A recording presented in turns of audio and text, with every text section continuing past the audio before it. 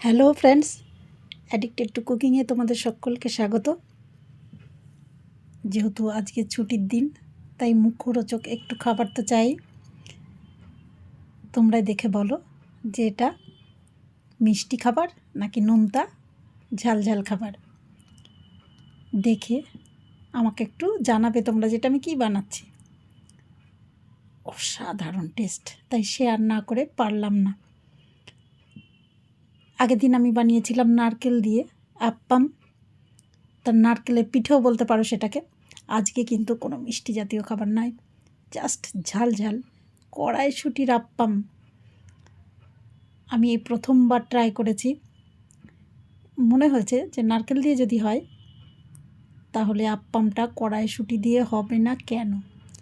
Just ভাবা আর সঙ্গে সঙ্গে শুরু তৈরি করা। সত্যি বলছি, আমি নিজেও একদম অবাক হয়ে গেছি।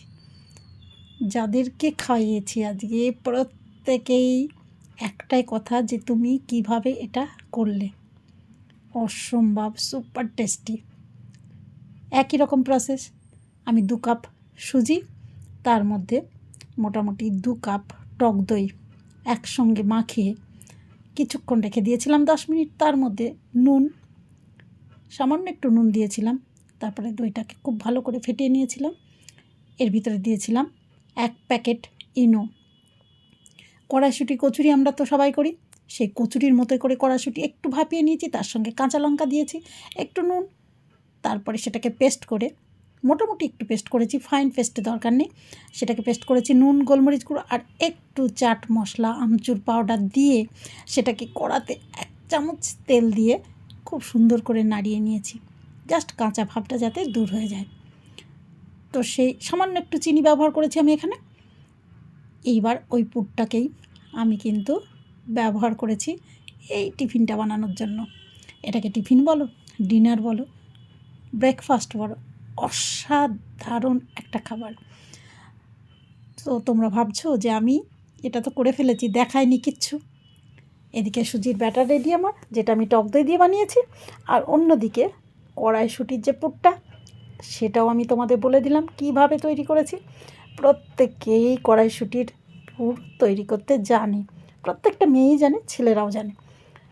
জাস্ট ভাপানো আর সেটাকে পেস্ট করা। তোমার ইচ্ছা করলে এখানে তোমরা একটু গার্লিক ইউজ করতে পারো, নাও করতে পারো, তবে কাঁচা লঙ্কাটা মাস্ট। তার সঙ্গে একটু আমচুর পাউডার, একটু নুন, সামান্য একটু চিনি। জাস্ট এর স্বাদটাকে নিজের মতো করে এটাকে তৈরি করা।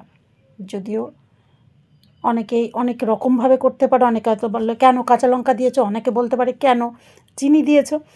তো এটা যে যার মতো, এটা তো একটা আর্ট, তাই আর্টটাকে নিজের মতো করে করাটাই আমার মনে হয় একদম বেস্ট। সেটা আমি দেখেছি বলেই এটা করতে হবে তার তো কোনো মানে নেই। আমি নিজের মতো ঘুরিয়ে ফিরিয়ে করতে পারি। আর এটাই ছিল আমার ফার্স্ট টাইম, আর ফার্স্ট টাইমেই বাজি মাত। সত্যি বলছি, অসাধারণ অসাধারণ অসাধারণ, কোনো কথা হবে না। কেমন লেগেছে অবশ্যই জানাবে। সেই সঙ্গে সকলে খুব খুব খুব ভালো থাকবে আর সকলে ট্রাই করবে অবশ্যই। Thank you.